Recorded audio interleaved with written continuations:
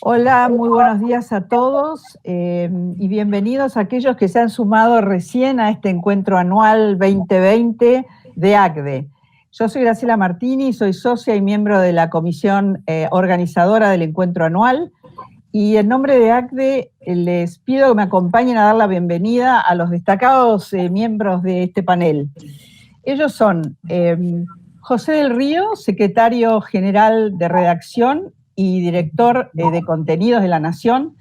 José es licenciado en Administración de Empresas, lleva 27 años dedicado al periodismo de economía y negocios y además conduce 2 programas de La Nación Más, que son Comunidad de Negocios y Mesa Chica. Bienvenido, José. Gracias por acompañarnos. Muchas gracias, Graciela. Un placer estar con vos y con este prestigioso panel. Gracias. Ricardo Kirschbaum, secretario general de redacción de Clarín, donde ha estado más de 40 años en distintos puestos llevando adelante el diario en distintos cargos del mismo. Ricardo es miembro de la Academia Nacional de Periodismo, es del directorio del Global Editors Network y miembro también del Foro de Editores de la Asociación Mundial de Periódicos, entre otras varias destacadas instituciones. Gracias, Ricardo, bienvenido y gracias por acompañarnos. Buen día a todos. Daniel Haddad es el fundador y CEO del grupo Infobae, que incluye a Infobae.com e Infobaeamerica.com. Daniel es abogado, es periodista y ha sido el creador de varias radios, entre ellas de Radio 10, Mega, Vale, Pop, Amadeus y del canal de noticias el C5N. Gracias, Daniel, por estar con nosotros hoy. Bienvenido. Bueno, finalmente, estás desmuteado. Gustavo González es el presidente del grupo editorial Perfil. Gustavo es también miembro de la Academia Nacional de Periodismo, ha sido el director de la revista Noticias durante 8 años, es columnista político y ha escrito varios libros, ensayos sobre investigación periodística. Bueno, muchas gracias a todos por acompañarnos. Es realmente una distinción para ACDE que ustedes se hayan sumado al panel y en lo mío personal, un gusto poder acompañarlos. Bueno, quiero hacerles una breve síntesis de lo que es el encuentro anual y cómo es el enfoque de este panel. El encuentro anual, como bien dijo Silvia Torres Carbonell, nuestra presidenta del encuentro, hemos tratado de enfocar el rol del periodismo desde un ángulo diferente, no solamente desde su función primordial de generación de trabajo y de riqueza, sino también desde la perspectiva de su actitud innovadora, de su actitud emprendedora, de aquello que en este momento, en esta crisis que nos acompaña, en crisis tan inédita que nos ha sumergido en esta incertidumbre general de la cual no tenemos en nuestras generaciones ningún conocimiento previo.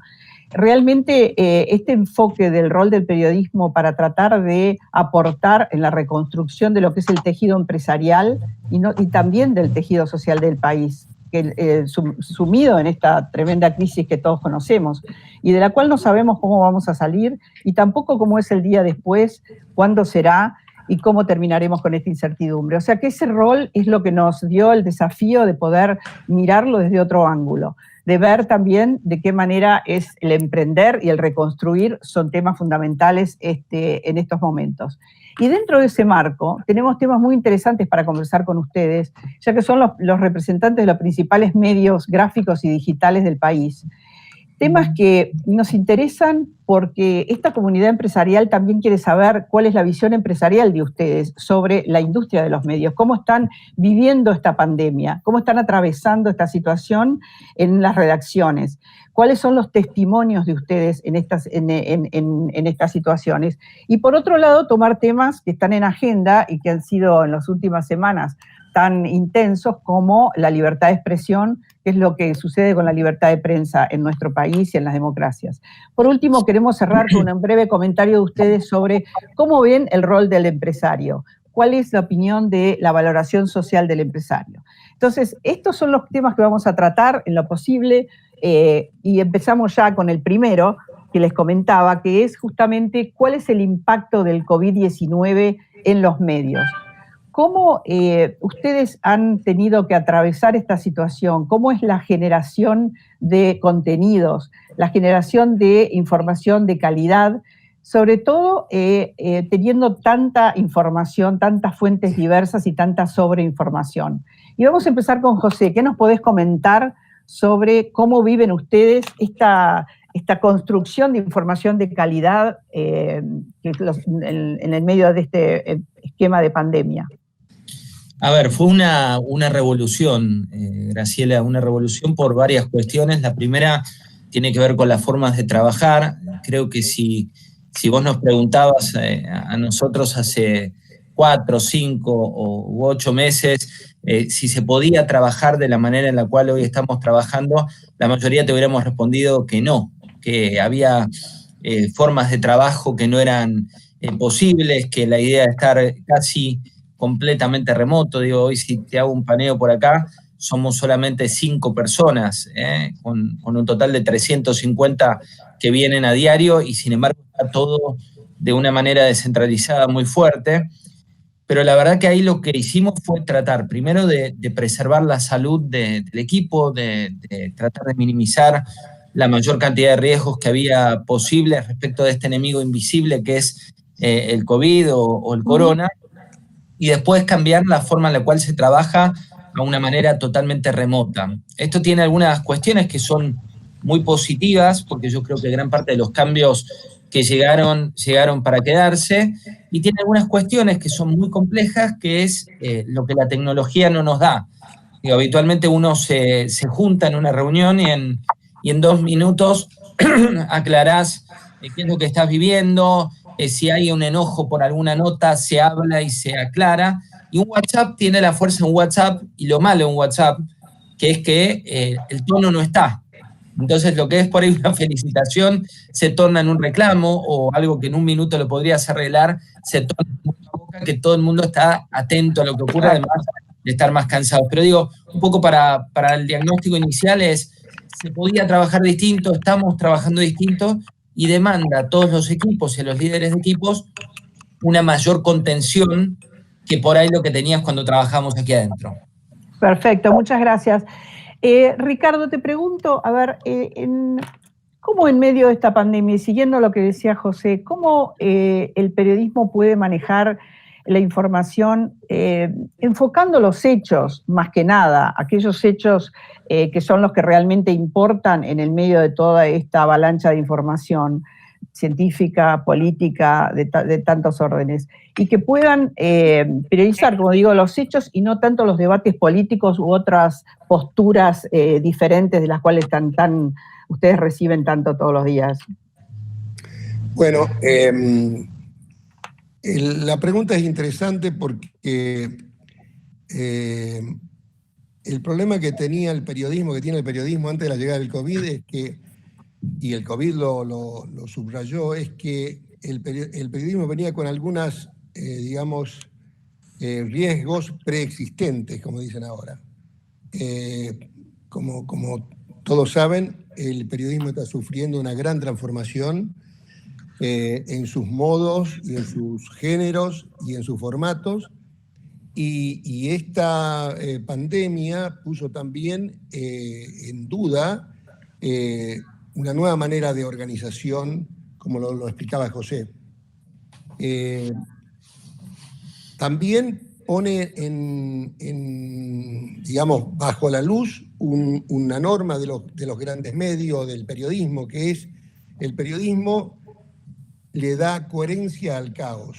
Y creo que ese punto de vista, ese axioma, ha permitido que los medios periodísticos hayan experimentado en esta pandemia un crecimiento vertiginoso de audiencia, que no significa un crecimiento vertiginoso de ingresos económicos, para que quede claro. Pero esta gran audiencia ha puesto también de manifiesto que los protocolos periodísticos de construcción de la calidad de la información que se brinda a los usuarios, que en este crecimiento digital son múltiples y vienen de distinto origen, ha puesto de manifiesto que la legitimidad de la información y la verificación son fundamentales en este caos informativo de las fake news, de las noticias sesgadas, y también ha puesto de manifiesto que la fortaleza del periodismo pone también digamos, en el escenario las tendencias que aparecen en los gobiernos que están sometidos a este esfuerzo de la pandemia, tendencias que tienen que ver con manejos centralizados de la información, con tendencias políticas destinadas a negar los hechos, sobre todo en la Argentina, donde la negación de los hechos se ha hecho habitual. En la Argentina no se discute los hechos, sino se discuten las intenciones y se discuten los mensajeros. El ejemplo más claro y más cercano es el que estamos viviendo en los últimos días en torno del episodio de Calafate.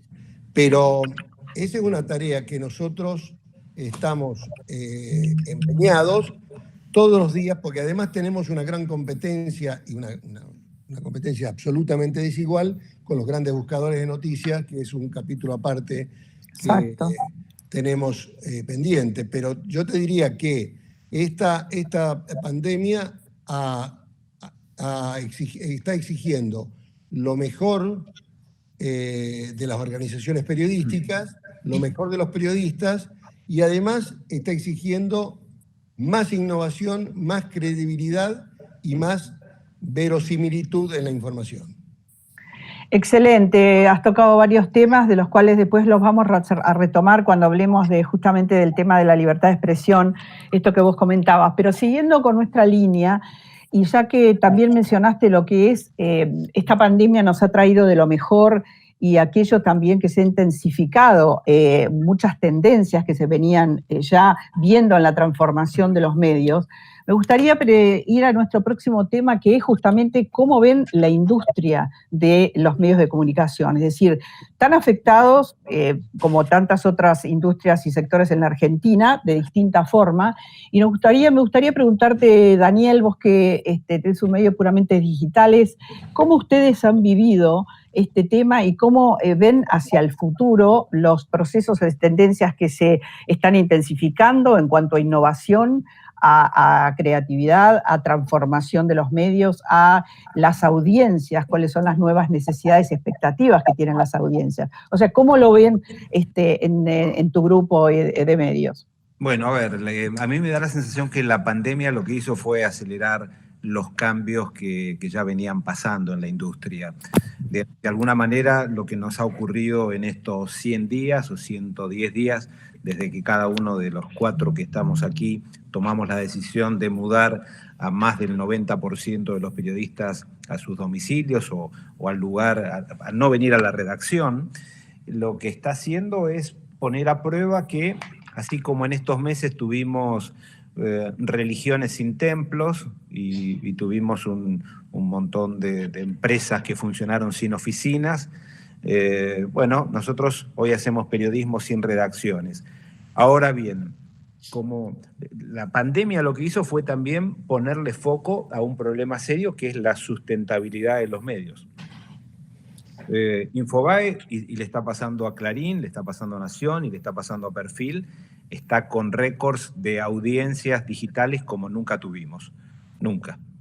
Y seguramente le está pasando también a los colegas, está recibiendo visitas de distintos lugares del mundo, no solo de Argentina. ¿Por qué? Porque hay temas que son universales, el COVID, el miedo, las nuevas medicinas, es todo nuevo. Uh-huh. Ahora, cada vez que nosotros recibimos un visitante nuevo, nos ponemos contentos por un lado y nos preocupa económicamente.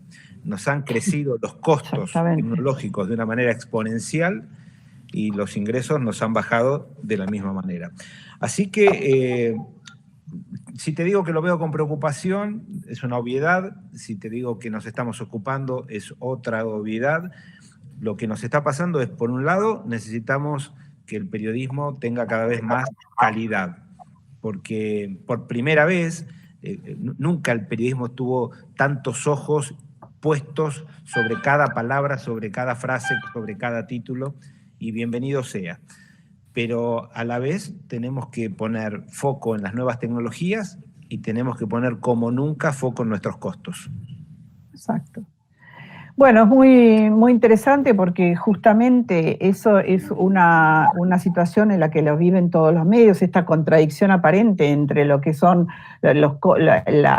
digamos, el crecimiento inusual, como bien decías, de las audiencias, pero por otro lado, generar esta información de calidad que significa para ustedes también contar con la base de los periodistas, de los investigadores, de todos aquellos que conforman las redacciones, y por otro lado también satisfacer qué es lo que buscan las audiencias, porque claramente hoy las audiencias están muy segmentadas, buscan distintos tipos de información, claramente los temas de salud hoy ha pasado a ser uno de los temas principales, pero también hay muchos otros, y cómo responder con esta información de calidad que vos decías. Por otro lado, información confiable, que sientan como que los medios responden a esa base de confianza a la cual se necesita hoy tomar la información de los medios. Así que en medio de este panorama nos interesa, Gustavo, también contar con tu opinión, cómo la viven ustedes y cuál es el proceso de transformación y la visión hacia el futuro que tienen sobre el tema del periodismo. Claro, cómo responder y cómo adaptarnos a lo que significó esta pandemia, que destruyó el pasado y el futuro, destruyó los antecedentes con los cuales compararnos y destruyó lo que viene porque nadie sabe cómo va a seguir esto. Te diría que con el COVID es todo presente, es una explosión de presente que genera inevitablemente consecuencias imprevistas que vamos viendo día a día. También es el fin, así como es el fin, creo yo, del pasado y del futuro, es el fin del no se puede. Porque claro, cuando en el medio está la supervivencia de las personas, de las empresas, bueno, se empiezan a poder hacer cosas, se empieza a trabajar, no sé si más, pero distinto, creo que de una forma más productiva. Les doy el ejemplo de lo que hicimos en 3 meses en Perfil. Logramos acelerar y terminar el proceso de transformación digital que habíamos empezado hace mucho, pero de una forma final y vertiginosa. Logramos transformar nuestras capacidades de producción de contenidos online y offline a contenidos televisivos y radiales, aunque nunca lo habíamos hecho hasta ahora. Como decían los demás, José, especialmente el teletrabajo es el otro gran protagonista de esta revolución pandémica. Si bien no es cierto que su uso es absolutamente masivo todavía, las encuestas demuestran que en promedio los usa el 25% de la población, aunque en los sectores pobres apenas supera el 5%. Pero bueno, hay industrias como la de la comunicación que representa un cambio enorme para las relaciones laborales, las nuevas formas de producir, de costear, de transmitir contenidos. Para nuestra industria, sin el teletrabajo, hoy no estaríamos haciendo lo que hacemos. Y las audiencias están respondiendo a esta nueva forma de comunicar, creo, de la mejor forma posible, en especial en este mundo de presente continuo que les comentaba, lleno de ansiedad, de miedos, que plantea la incertidumbre sobre lo que se está informando, y en ese sentido los medios más tradicionales, las marcas más tradicionales, recibimos este tráfico adicional de audiencia que mencionaba Daniel, justamente, creo yo, en búsqueda de cierta organización comunicacional para este caos sanitario.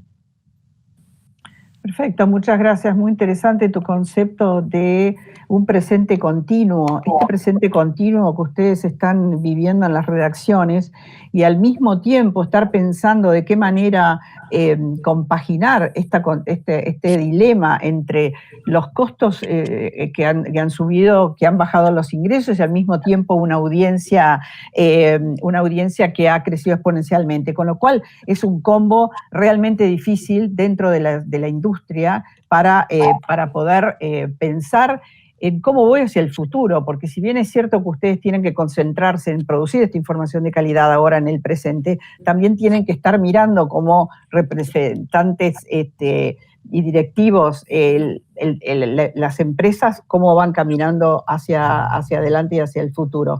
¿Hay algún punto que quieran agregar sobre este tema en cuanto a ver, cuál es el panorama? Hoy en la Argentina el panorama laboral es un tema clave, es un tema complicado, es un tema que la crisis nos ha puesto no quiero tomar una palabra demasiado dramática, pero sí en un alto porcentaje de desempleo y creciendo. Entonces, ¿cómo los impacta a ustedes frente a un periodismo que, por otro lado, también está compuesto hoy por varios tipos de periodistas? O sea, está un aumento de los freelance, de los columnistas, de los colaboradores. ¿Cómo compaginan y cómo ven hacia el futuro esta composición nueva en el medio de la transformación que ustedes muy bien mencionaron? ¿Hay alguno que quisiera comentar algo sobre este tema? ¿José? Dale. A ver, es un desafío enorme, pero yo lo que creo es que lo que tuvo esta pandemia, un poco ahí lo planteaba Daniel, también Ricardo y Gustavo, lo que tiene esta pandemia es que aquellos que todavía no estaban convencidos con un cambio, y esto a mí me parece siempre bueno destacarlo, Graciela, no se trata de una cuestión de edad, vos podés tener una edad avanzada y ser súper pro a un cambio y ser muy joven y pensar como hace mucho tiempo. Yo lo que creo que esto supone varias cosas. Supone, por un lado, agudizar el ingenio para aquellos que están más lejos de la redacción hoy, como puede ser alguien que colabora y que se pierde este devenir de los cambios de formato. Pero sobre todo lo que te exige esto es que vos hoy tenés la posibilidad, cuando uno era chico iba a la facultad, tenías emisor y receptor. Exacto. ¿No? El emisor le decía al receptor qué quería o qué pensaba. Y hoy lo que está pasando y que es lo que hay que tomar como fuente es, hoy tenés que ser amigo de los datos. Y esto no implica no tener una línea editorial. Implica que, lamentablemente, para uno que antes tenía el poder de ser solamente el emisor y no tenía su opinión del receptor, salvo por una carta de lectores o por algo que ocurría con demora, hoy en tiempo real vos sabés lo que le interesa a la gente. Y supone para nosotros como toma de decisiones y también para nuestros periodistas, el no enojarse con eso. Es una de las herramientas más válidas que tiene esta era del periodismo, que es saber lo que la gente lee, ver lo que la gente lee y también tener la potestad de decir, esto como medio para nosotros es importante porque creemos en esto, creemos que esta noticia hay que darle especial hincapié. Pero como gran cambio, Grace, de esta época está esto de los datos están y uno no puede enojarse ya a esta altura de la vida con los datos, sino que tiene que actuar con esos datos y generar el mejor periodismo para lo que la audiencia o los lectores te están pidiendo. Perfecto. ¿Perdón? ¿Querría alguien más comentar sobre esto? Alguien nos dijo que nos quedan 20 minutos. 20 minutos. Bueno, vamos a... Yo quería decir simplemente algo cómo no, que mencionó Daniel y mencionó también José, que es que estamos haciendo lo que nosotros preveíamos hacer en 5 o 10 años ahora, por un lado. Y por otro lado, el usuario ha quedado en el centro mismo de nuestra estrategia. Y el usuario tiene gustos individuales, tiene preferencias, tiene simpatías, y eso se expresa y tenemos un feedback inmediato. Tanto las empresas que tienen muro de pago como La Nación y Clarín, o las que no tienen muro de pago como Infobae, tienen sistemas de saber qué es lo que demandan sus audiencias y segmentarlas. Esto ha introducido para nosotros que venimos del periodismo del impreso, ¿no? que sigue siendo una fuente importante, por lo menos en Clarín, de ingresos, y supongo que en La Nación también, y en el Perfil, uno ve cómo va cambiando la ecuación de los ingresos publicitarios, que es uno de los grandes perdedores en esta pandemia. El ingreso publicitario se está hundiendo y está creciendo las suscripciones a los medios de comunicación. Por ejemplo, el mix que antes era en un medio gráfico, fundamentalmente el ingreso era del papel y el ingreso marginal de digital se va invirtiendo, y en este momento los ingresos digitales son casi iguales y en algunos casos, por ejemplo en el mes de junio, superiores al ingreso de papel. Y esto es un giro fundamental e histórico en lo que está pasando en los medios. Y esto hay que tenerlo en cuenta en cuanto a la sustentabilidad de los soportes, de los distintos soportes que tiene cada uno de los medios. Yo sumaría algo, ¿no? Yo tuve la oportunidad de escuchar a Arturo Velasco, hablando de cómo los países reaccionan frente a cuidar o no a sus empresas. A veces yo creo que pedirle al Estado que nos ayude, bueno, no sé si corresponde, pero al menos pedirle a la dirigencia que no entorpezca nuestro trabajo. Yo vi la sanción, o la media sanción de la ley de teletrabajo, algo que en la Argentina viene funcionando de manera armónica y hasta diría con una eficiencia notable en los últimos 5 o 10 años. Industrias como el software, la industria de los programadores, funciona casi en un 90% de teletrabajo y funciona bárbaro. No habrán escuchado nunca una queja, nunca. Y de repente apareció papá Estado a decirnos cómo hay que hacer el teletrabajo. Y yo digo, si ustedes, seguramente los que están viendo esta charla de amigos, se tomasen el trabajo de ver la técnica legislativa, la manera en que fue escrita la ley, yo a veces tengo la sensación que es a propósito. Sinceramente, creo que lo hacen, le digo, no, a ver, creo que lo habrán hecho con la mejor buena voluntad, pero ojalá que alguien en el Senado le ponga freno a eso, porque en un país donde vamos a notar en muy pocos días la pérdida fenomenal de empleo, quizás peor a la del año 2002, digo, intentar encima estamos generando 2 días, nuevos puestos de trabajo, es un sinsentido. Graciela, es un tema, el que plantea Daniel, muy profundo y que afecta a todas las empresas. Digo, pasó inadvertido una primera media sanción en diputados casi con un tratamiento express, pero si se detienen a leer lo que dice puntualmente ese proyecto, la verdad que hace inviable a la mayoría de las compañías, independientemente del rubro en el cual compitas, las características, por los pedidos, por las cuestiones que es cierto que parece adrede para que no sea viable el sector privado. Tengo malas noticias. Yo creo que en el Senado va a ser una aprobación automática. Salvo que haya un veto presidencial, eso va a pasar. Coincido que fue un tratamiento absolutamente frívolo de una ley que podía ser importante. Podría no legislarse, o quizás lo mejor que se legisle, pero en este caso no hubo diálogo con ninguna de las cámaras, con nuestras cámaras también periodísticas, que en el tema teletrabajo tendríamos algo que decir.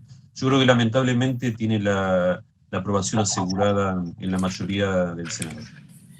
Bueno, ustedes han tocado un tema que es sumamente importante y que claramente esperemos que si nos acompaña algún legislador, alguien perteneciente al sector político del Congreso, pueda reflexionar sobre este tema que es claramente sumamente importante, y esto me trae también a colación tema también de la regulación de la ley del conocimiento, que todavía está en veremos, y que es un tema fundamental cuando la industria del conocimiento es el tercer exportador de nuestro país, que es lo que necesitamos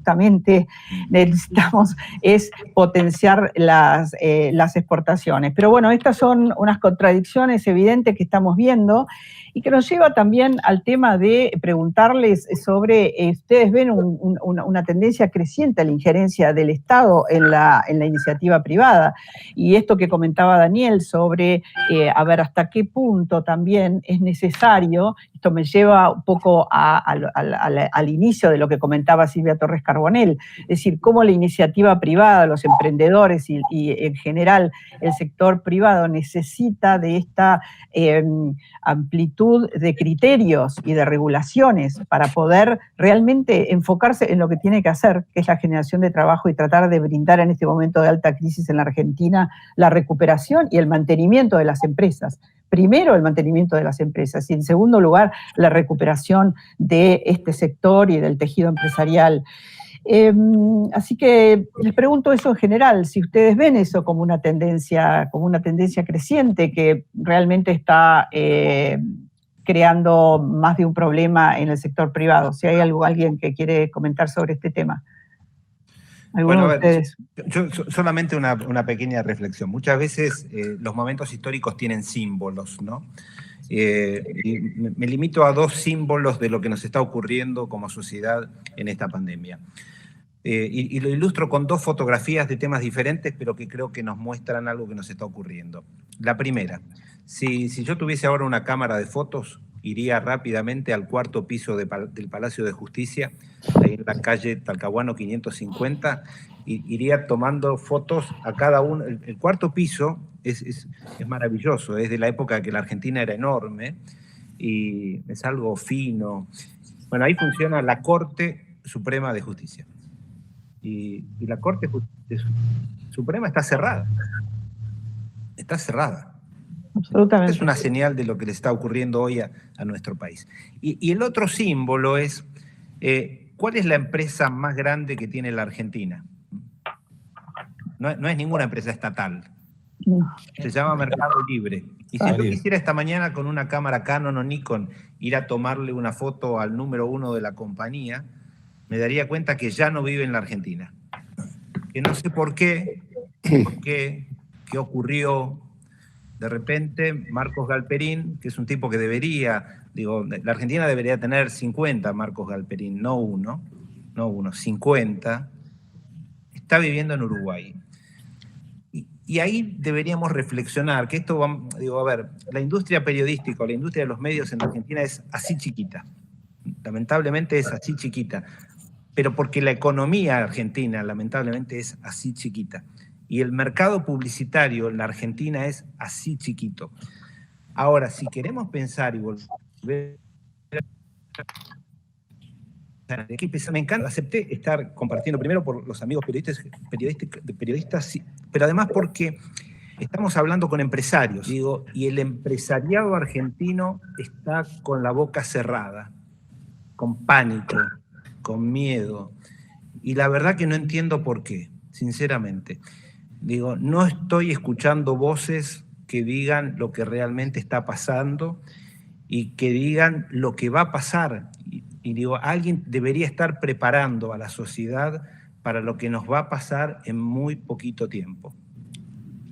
Graciela, me sumo, coincido con Daniel. Sí, cómo no.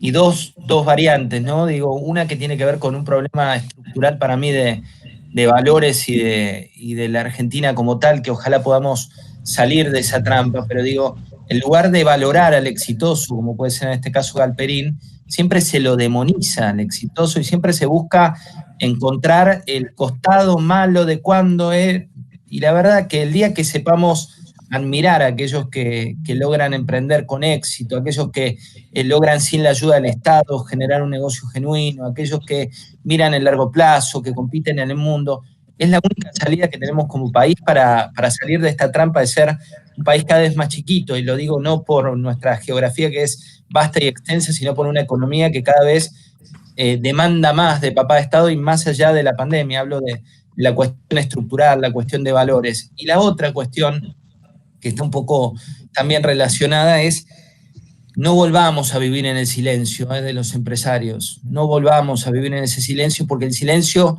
cuesta caro. Ya lo vivimos muchas veces en la historia argentina, lo vivimos muchas veces desde la vuelta de la democracia, y el momento de hablar es ahora. cuando de golpe entra un factor exógeno, como puede ser un segmento del gobierno, y empieza a poner en duda la libertad de expresión, un sector exógeno del gobierno que tiene a la propiedad privada de golpe en cuestionamiento. Digo, cuestiones que ya están superadas y que no estaban en debate y que vuelven a una situación retrógrada. Muy buenos tus comentarios, los Daniel, los de todos. La verdad que tenemos lamentablemente la tiranía del tiempo, pero quiero redondear porque ustedes han tocado temas que son sumamente importantes, y uno es que eso ha quedado en el centro de lo que realmente en este encuentro queremos resaltar y dialogar, que es justamente esa capacidad emprendedora de los empresarios del sector, que pueda contribuir a que digamos, teniendo al gobierno de aliado y en un diálogo permanente para que realmente esto pueda darse, que generar las condiciones como para que estos empresarios y muchos otros, y el 90% de la capacidad PYME de la Argentina pueda desarrollar su actividad. Simplemente eso, lo que ustedes están diciendo es desarrollar su capacidad con cierta libertad para poder crear. Pero vamos a otro tema que ustedes tocaron, que nos lleva al gran interés que también hay hoy sobre la libertad de expresión y la libertad de prensa. Hemos visto en las últimas semanas mucho interés, pero además una gran,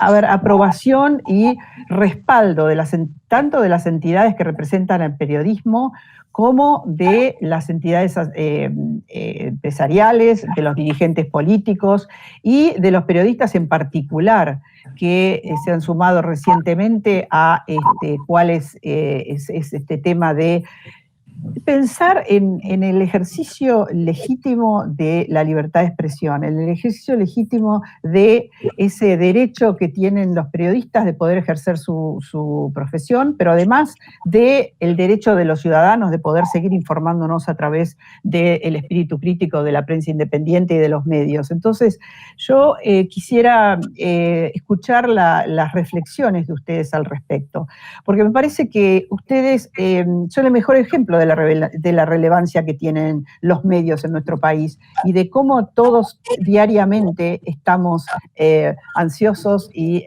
dispuestos a seguir todas las noticias y lo que van desarrollando en los medios. Entonces, no sé, me gustaría escuchar reflexiones. Ricardo, ¿qué nos podés comentar al respecto? Bueno, yo creo que, a ver, nosotros siguiendo lo que dijo José y Daniel, se dice que el periodismo los periodistas escriben el primer borrador de la historia, y nosotros venimos escribiendo un borrador de la decadencia argentina de hace bastante tiempo, bastantes años, y las tendencias, se refuerzan tendencias que tienden a considerar que el periodismo tendría que ser, en el imaginario de ciertos sectores políticos, tendría que ser una rama del Estado. Es decir, que el periodismo tendría que cumplir funciones como si fuera una de las ramas del Estado, cumpliendo órdenes y dependiendo del Estado. Y este momento en el cual, sin ninguna duda, la presencia estatal ha crecido muchísimo por razones económicas, de aportes, de ayudas, en todo el mundo y sobre todo en la Argentina. Digo, simplemente quiero decir, por ejemplo, que el gobierno francés ha comenzado a pagar un subsidio de 50 euros por suscriptor a los medios de comunicación, pero la Argentina es otro mundo. En la Argentina las reglas, muchas veces las reglas del mundo no funcionan, y funcionan las reglas argentinas. Y esto es que se crea una dependencia económica de los medios y del periodismo en el Estado. Ya hemos tenido una experiencia hasta el 2015 sobre la estrategia de crear un periodismo estatal que se convierte en un periodismo de propaganda, y en tratar de sofocar los medios que han demostrado voluntad de ser independientes y de dar otra versión de la historia. Es un peligro que está latente, es una tendencia arraigada en la política argentina, de sojuzgamiento de los medios de comunicación, y es una tensión que se va a seguir desarrollando. Más allá de las declaraciones y más allá de las voluntades democráticas expresadas retóricamente, hay hechos que indican que esas tendencias profundas de afectar la libertad de opinión y la libertad de los periodistas de opinar y de investigar al poder siguen presentes. Por lo cual siempre hay que tener la guardia alta. El problema es que el contexto general de los medios ha profundizado esas tendencias porque los medios están cada vez más reducidos en su capacidad económica y en su fortaleza económica. Y eso es un peligro que está absolutamente presente. Sin duda es un tema que nos lleva a una crisis un poco mayor aún, esto que estás comentando sobre la crisis de la cierta debilidad en los medios que contribuye a que se intensifique esta tendencia.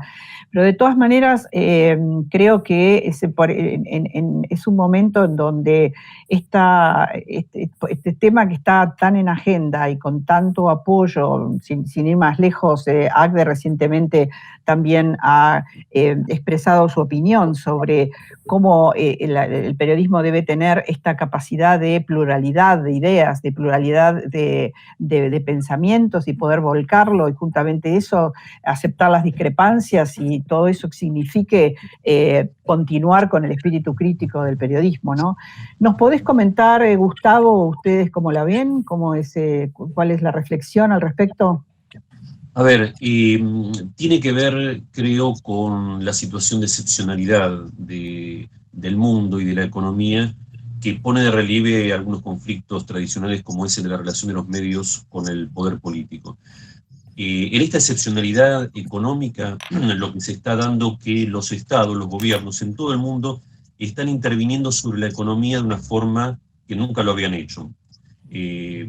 Países europeos, latinoamericanos, todo el mundo, casi no hay discusión en escuelas económicas sobre eso, todos aceptan que los gobiernos hoy tienen que intervenir ante la excepcionalidad de la crisis que estamos viviendo. Ahora, en esa intervención económica también existe una intervención política, porque con razonabilidad o no, los gobiernos acompañan esa intervención con la necesidad o la búsqueda de poderes políticos adicionales. Hay en algo que puede ser razonable dentro de la excepcionalidad, puede entrar en conflicto con otros derechos, derechos económicos, derechos de propiedad privada, derechos de libertad de expresión. Ese es un tema que en Argentina lo vivimos históricamente y que creo que hoy tenemos un recrudecimiento en los últimos días.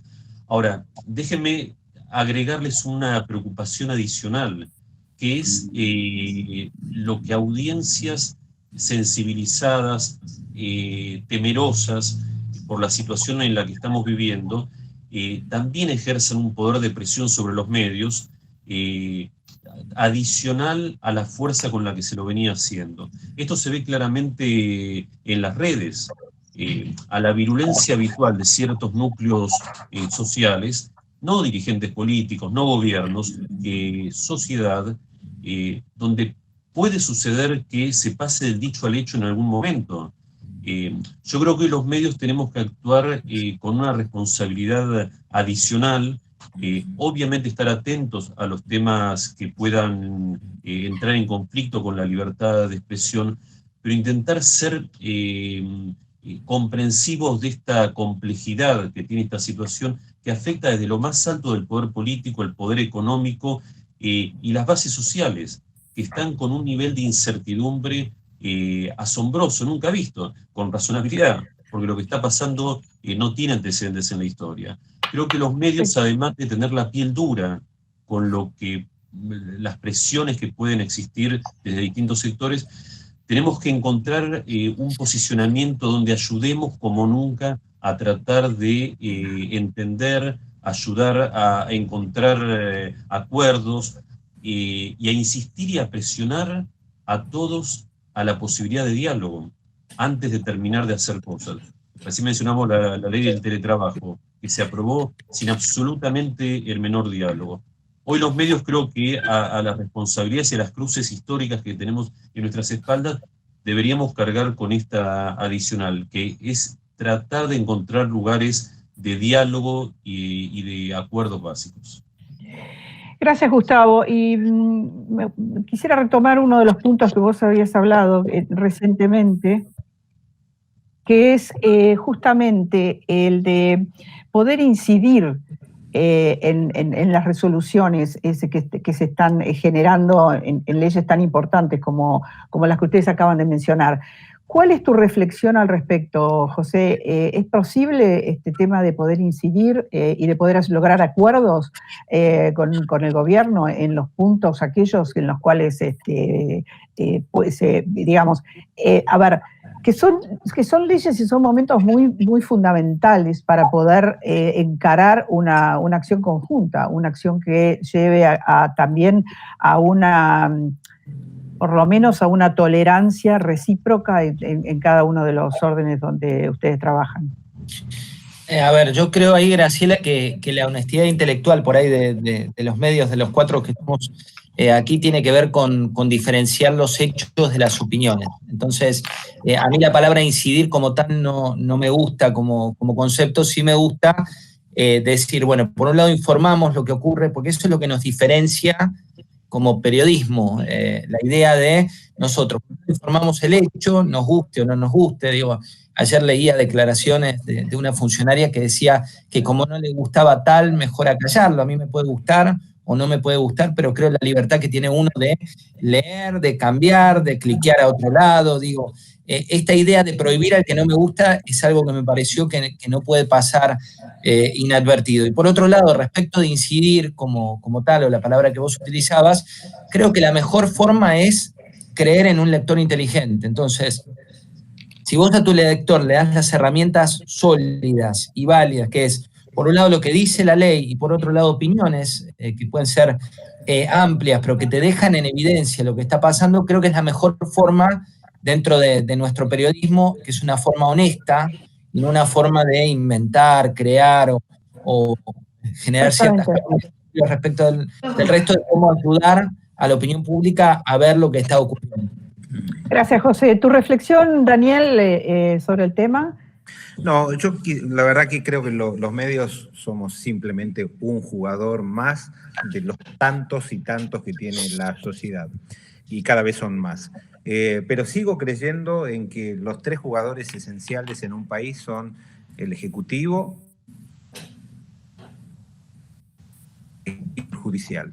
Y un Ejecutivo absolutamente activo, un Legislativo menos activo, pero activo, y me preocupa, y insisto, y perdón lo voy a repetir, me preocupa que la justicia no esté trabajando a un 100%.